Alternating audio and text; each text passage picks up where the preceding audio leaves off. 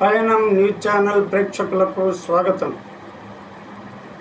28/8/2025 గురువారం ధర్మవరం స్థానిక బీజేపీ కార్యాలయంలో సీఎం రిలీఫ్ ఫండ్ చెక్కులను మంత్రివర్యులు శ్రీ సత్యకుమార్ యాదవ్ గారి చేతుల మీదుగా పంచడం జరిగినది.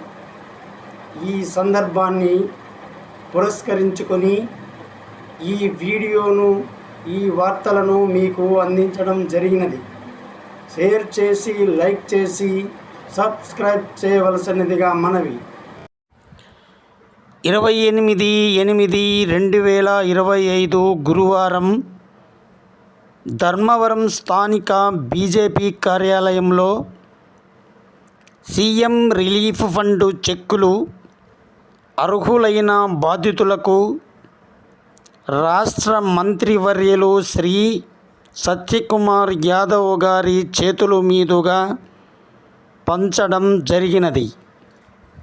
రోగమొస్తే భయం, అందులోనూ లక్షలు ఖర్చు అయ్యే జబ్బు వస్తే పేద ప్రజలు ఇక ప్రాణాల మీద ఆశ వదిలివేయవలసినదే. ఇది ఒకప్పటి మాట. మరి ఇప్పుడు అలాంటిది లేదు. ఎవరికైనా ఆ భయమే అక్కరలేదు. ఎందుకంటే మన మంత్రి సత్యకుమార్ యాదవ్ గారి ఆశీస్సులు, ప్రజల పట్ల ఆయనకున్న చొరవ.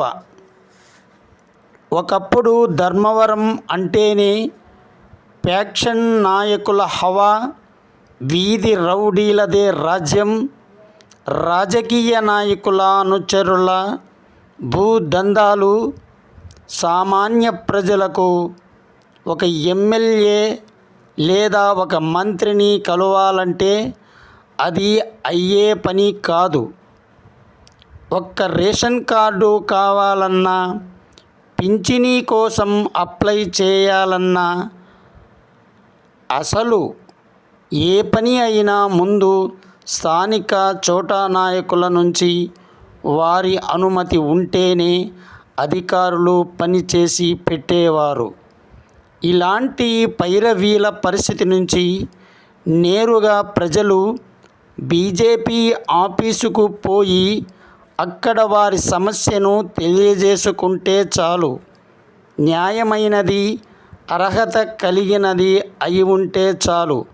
అది వెంటనే ఆ పని అయిపోయినట్లే. 2024కు ముందు పరిస్థితికి భిన్నంగా అప్పటి నుంచి 2024 ఎన్నికల అయిపోయి శ్రీ సత్యకుమార్ యాదవ్ గారు ఎమ్మెల్యే అయి మంత్రి అయినప్పటి నుంచి ధర్మవరం సామాన్య మెజారిటీ ప్రజలు ప్రభుత్వ పథకాలను నేరుగా పొందుతున్నారు. ఇక్కడ ఎవరి రికమెండేషన్ కానీ, పెత్తనం కానీ లేదు. ఇది ప్రజాపాలన, నిజాయితీ పాలన అంటే ఇది. ఎన్నికలలో శ్రీ సత్యకుమార్ యాదవ్ గారు అన్నట్లుగానే ఈ ధర్మవరాన్ని అన్ని రకాలుగా రూపురేఖలు మారుస్తానని చెప్పిన వాగ్దానాన్ని నిలబెట్టుకున్నారు.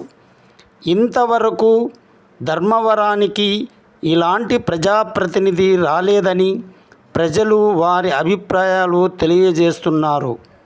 ముఖ్యంగా బీజేపీ పార్టీ నాయకులు హరీష్ రావు గారి కృషి, వారి పట్టుదల బీజేపీ పార్టీ మరింత బలోపేతమై ధర్మవరం నియోజకవర్గం బీజేపీకి కంచుకోటలా తయారు చేస్తున్నారు. ధర్మవరం ప్రాంతంలో ఫ్యాక్షన్ కాదు, ఆర్థిక సాధికారత ముఖ్యమని చాటి చెబుతున్నారు. అందులోని భాగంగా ఎంతోమంది ఆరోగ్యం బాగులేక లక్షలు ఖర్చు పెట్టుకుంటున్న వారందరికీ ముఖ్యమంత్రి సహాయ నిధి కింద దాదాపు ఇప్పటి వరకు 5,50,00,000 రూపాయలు పేద ప్రజలకు, అర్హులకు పంచడం జరిగినది. దీనికి ప్రజలందరూ మంత్రి గారికి రుణపడి ఉంటామని తెలియజేశారు.